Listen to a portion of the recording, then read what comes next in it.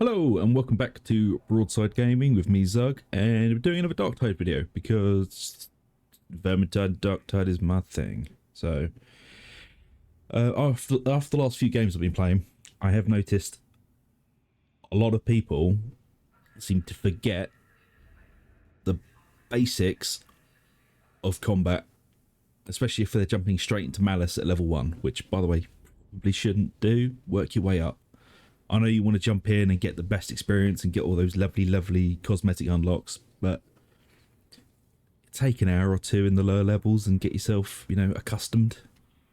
People will not appreciate it if you jump in at level 1 and just kind of squiff an entire run for people. People will get annoyed. It's just that type of game. But we're going to go through some basic stuff and how it differs from Vermintide, because it's the games are very similar. They run on the same engine. The melee combat is basically the same, but there are some very important differences.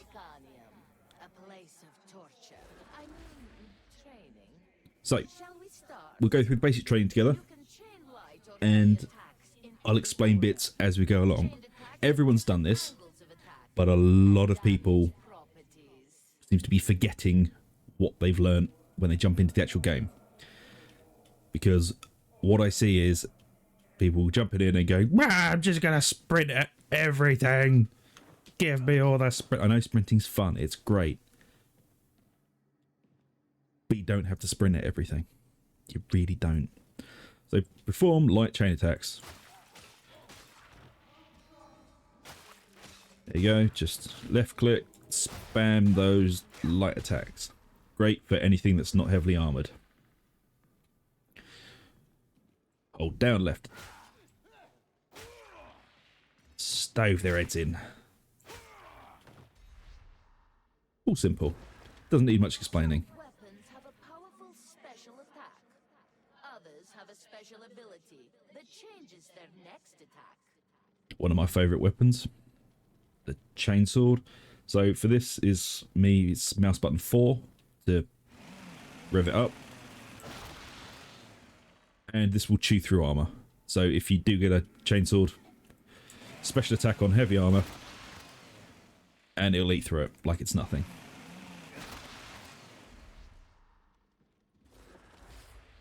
Pushing can stagger groups of enemies. Pushing requires stamina. Now this is one thing I see a lot of people not doing. You need to push to clear space and stagger stuff.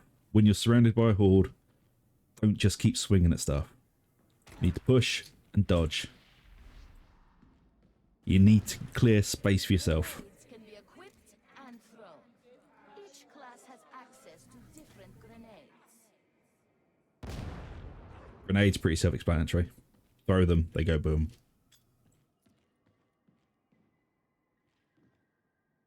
You're going to bounce, aren't you? Sometimes it's like bowling.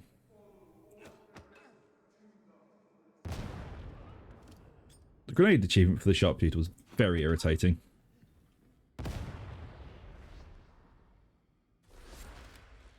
Your combat ability massively increases gun handling and damage for a brief time. Right, this I'm going to talk about quickly is quite important. If you are playing, say, a zealot or an ogryn, you're mostly going to be in melee. You know, you're running interference at the front line. You're forcing mobs to disengage from range, because if you get close enough to them, they put their ranged weapons away and they pull out melee weapons. So that's what you're doing. Try not to snaffle all the ammo from the veteran sharpshooters, because they're the ones that are saving your ass from snipers. Like this guy. And also, if you're a veteran sharpshooter, try and aim for the face.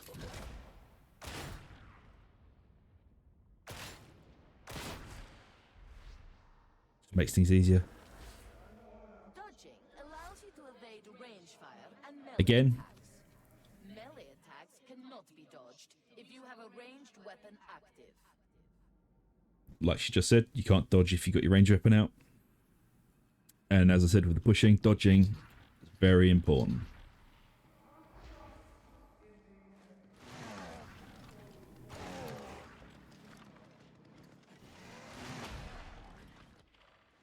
As you can just avoid the attacks. I know it's not always possible. Initially damage your toughness. Dodging will keep you alive more often than not. They damage your health. So this, Additionally, enemy attacks will stagger and stun you if you have no toughness. so once your toughness is gone, you start getting staggered. And you start taking health damage. Killing enemies in melee replenishes toughness. Each nearby teammate also grants toughness regeneration. Like I said in the coherency video, try and stay together. Coherency is very important, and as she just said, it replenishes toughness and does a whole load of other good things. So let's just...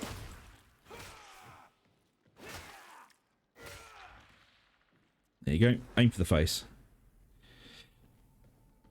And let's see, how far out is he? Hang on. So 11 meters. Okay, so the coherency buff is 8 or 9 meters? Okay, good to know. That marks the end of basic training. You are now ready to serve.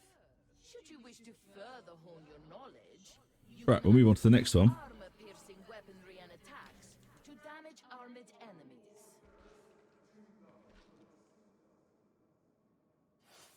So, armor piercing. Usually means heavy attack if you're not using an axe or a chainsword or a power sword. You can perform a unique follow-up attack after a push. So just like in Vermintide, it's the block attack like that. Hold down block, press left.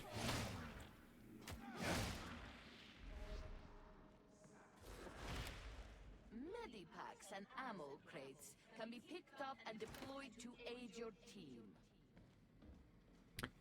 And with ammo crates,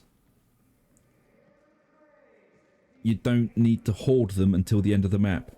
Use them if you see a few people are on orange. People will be pleased with you. Same with med packs. Just use them when you need them. Unless you're running the highest difficulty and there's specific points where you know you will need them. Use them if the team is like below... If everyone's below 50% or lower and you know there's no health station around, drop the fucking thing. It's no good to you if you're dead.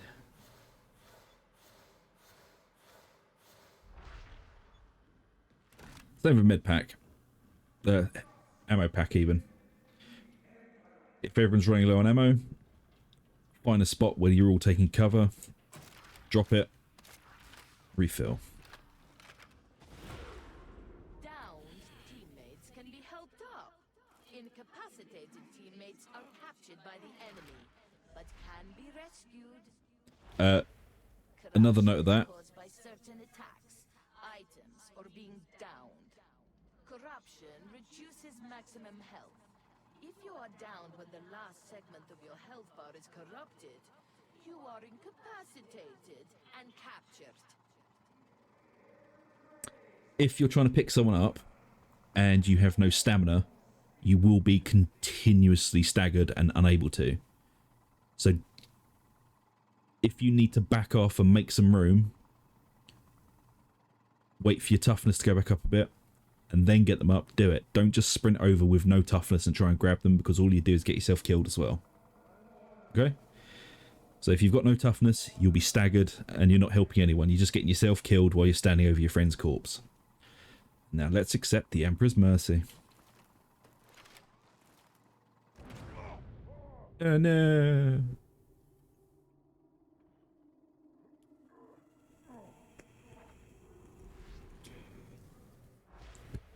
Health can be restored and corruption There you go. cleansed at Medicaid stations. Med stations. Medicaid stations have limited uses, indicated by the glowing lights.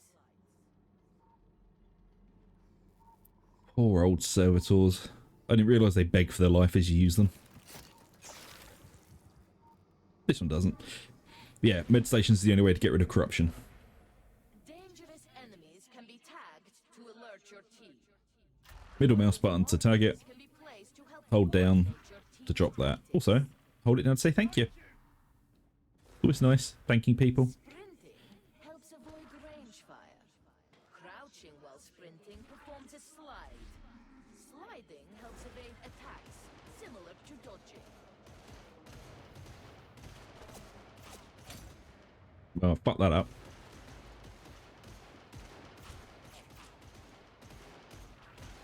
Yeah. Sliding is very, very, very powerful. Enemies forces them to stop shooting and engage in melee combat. Yeah, so this is what I was talking. This is the very, very important part, right? Especially for zealots and ogrins. Lock up ranged attackers in melee. But saying that, for psychers and sharpshooters, you need to be shooting at the ranged people to suppress them. When ranged Like this. enemies are shot at, they flinch, becoming suppressed. Suppressed enemies try to take cover and will not fire back. So as much as I say zealots and ogrins need to get in there and smack stuff up, psychers and sharpshooters need to be covering them to suppress them. Otherwise, you're all just going to get pinned down by snipers and shots. There you go. Make them flee. So while you're doing that, Enemy ranged attacks cause your lovely friends are getting in there to stove their heads in. command accurate shots. Get out of the line of fire to restore accuracy.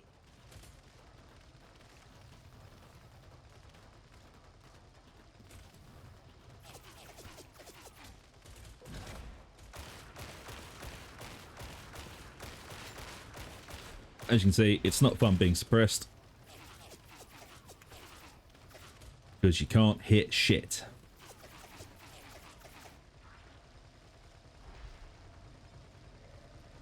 So now you're out of the line of fire. Where's my crosshair gone?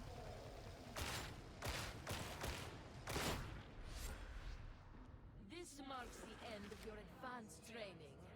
Yeah, Now it's... everything you need to survive. I find it's mostly the last two bits, and I know this is it's going to sound very stupid to a lot of people, but I've seen so many teams not quite understanding the link between needing psychers and sharpshooters to suppress, while zealots and ogrins can run in and do their thing. I know zealots and ogrins both have access to melee weapons, so they can do it themselves, but they are tailored towards being melee powerhouses. So I'm not saying that they shouldn't be doing it as well. I'm just saying sharpshooters and psychers have more opportunity to do it. And especially with psychers, you're at the back using your skull explode to pick off elites and specials, like snipers and heavy gunners and ogrins, and same with the sharpshooter, you're using your F ability to take out the specials and help thin out hordes. All while the zealots and the ogrins are running point for you and trying to keep stuff off of you. So yeah, I know this has been quite a long video, guys, but it's just some stuff people need to keep in mind, and especially for beginners, it's stuff you need to keep in mind, because I know the game looks like Vermintide and plays a lot like Vermintide. There's more to it.